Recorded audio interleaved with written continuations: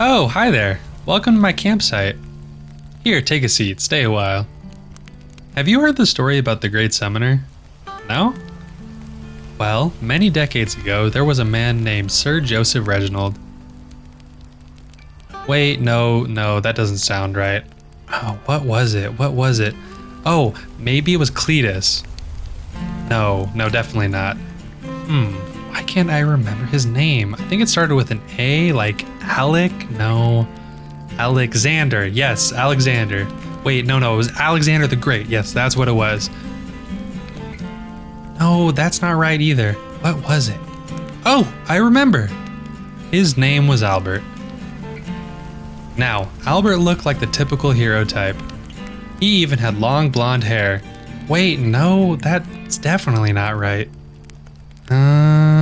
Oh, I think it might have been green spiky hair. No.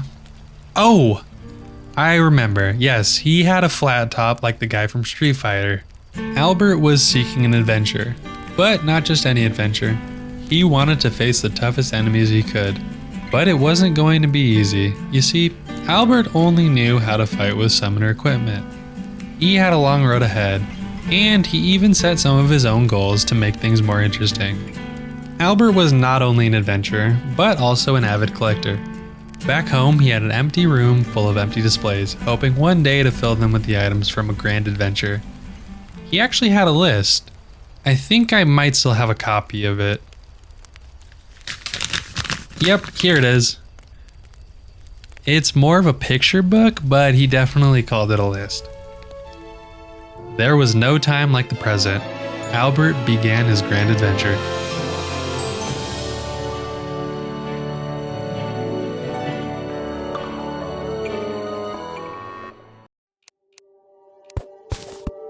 Albert began his adventure much like any other, by deforesting the area. Without a weapon to defend himself, Albert was hopeless, so he made the ultimate sacrifice. Over and over again, in hopes of attaining his first summoner weapon. There were rumors of a weapon, a rare flower which spawned next to tombstones. So Albert created a lot of tombstones. He was confident there was enough for one to spawn. So while he waited, Albert began exploring the world. He had stumbled upon the roots of a massive tree. Inside the tree, he found a room with a chest, and as a sign of good fortune for the adventure, Albert found his first summoner weapon, the Finch Staff. The first item on his list was officially obtained. Unfortunately, the Finch Staff was not all that powerful, and Albert had infested his spawn with tombstones that spawned zombies and ghosts.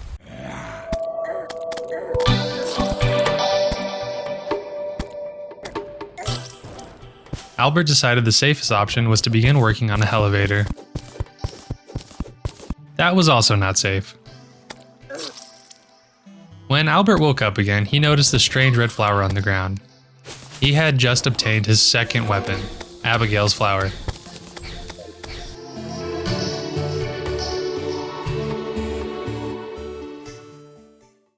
With his new companions, Albert began exploring the left side of the map, which led him to the jungle.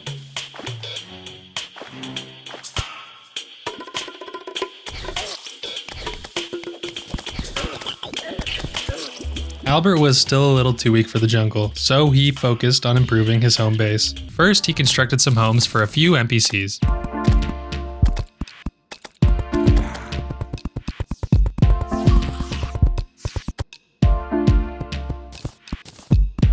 He then made a little lava pit, just in case any invaders wanted trouble.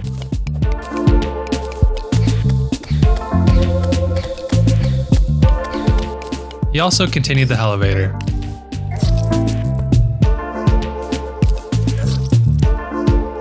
Finally, he managed to reach the underworld. And of course, he looted what he could. After a nice productive break, Albert was back to exploring. This time, he continued on the right side of the map. He quickly found himself deep in a blizzard, which meant he had located an ice biome. The ice biome held the key to a very big gear upgrade. Albert was on the lookout for snowballs. Snowballs with arms and legs, to be specific. Flink's fur offered many magical benefits when woven into a coat. Albert would also be able to manufacture a staff that could summon these creatures. Altogether, he needed 14 fur, so he created a hallway in hopes of coaxing the little marshmallows to spawn.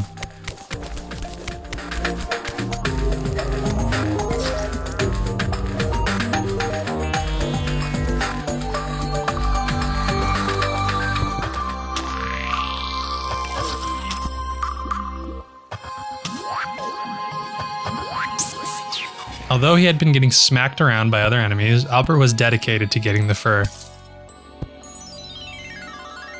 Utilizing his lava bucket, Albert got the first Flink's fur.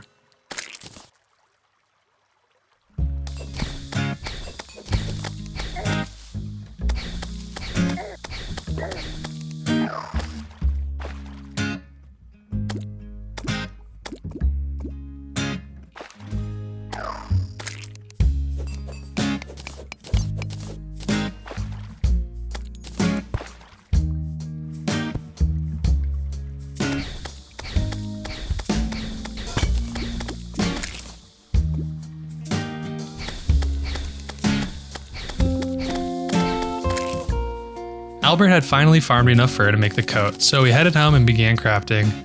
The coat offered a 5% summon damage increase, but more importantly, increased the number of minions by 1. While he was creating the coat, a new NPC had arrived in town, Maria the zoologist.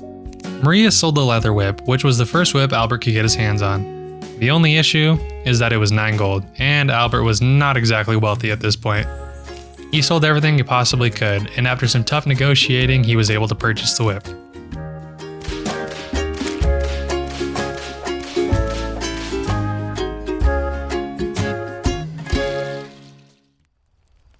Albert was growing stronger day by day. He headed back to the ice biome to finish what he had started. With his new coat and whip, the Flinkses never stood a chance.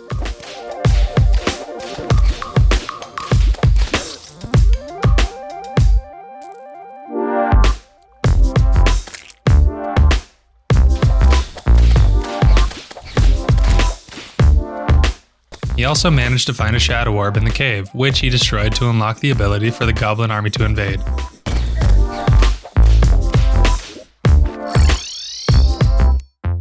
With enough fur, Albert crafted the Flink staff.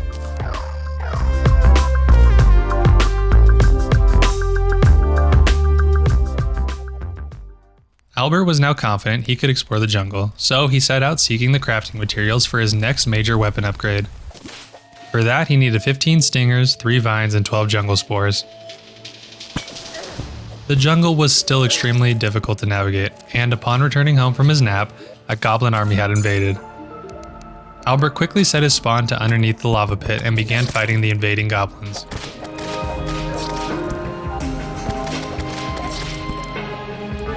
After numerous spontaneous naps, Albert had defeated the goblin army, which meant he could find the goblin tinkerer in the world. With that taken care of, he headed back into the jungle and began collecting the materials. Albert was also on the lookout for a feral claw and an anklet of the wind, which could be found in ivy chests. And on the first chest, he got the anklet. A staff of regrowth wasn't exactly what he was looking for, but it would still prove useful. Albert also managed to find the goblin tinkerer. His name was Trojem. After freeing Trojem, Albert returned home with his new loot, and more importantly, the materials to craft a new whip, Snapthorn.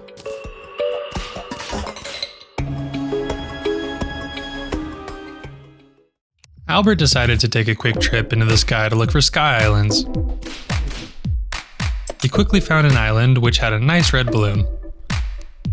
With his abundance of gear, Albert was confident in his fighting capabilities. It was time for him to face his first boss, the Eye of Cthulhu.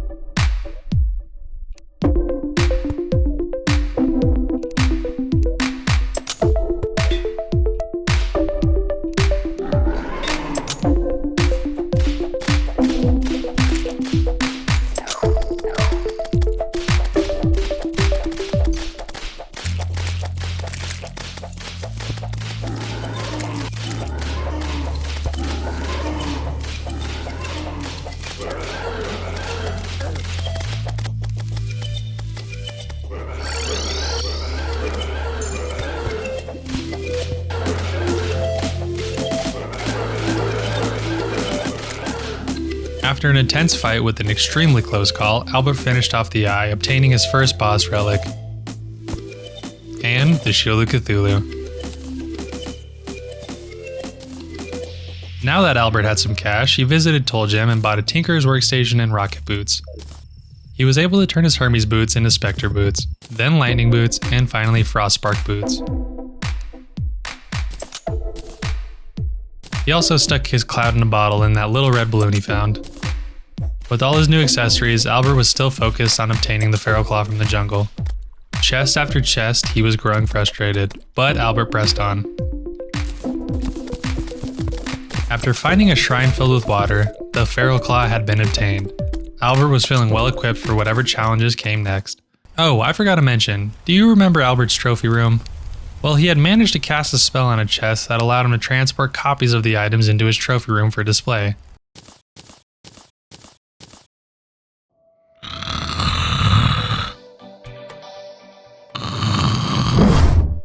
What the? Where did this chest come from?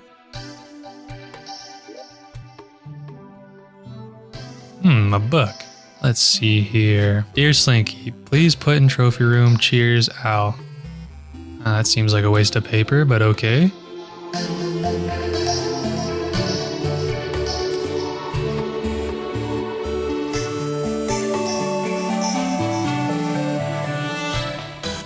Well, it's getting late. We'll have to continue Albert's story another time.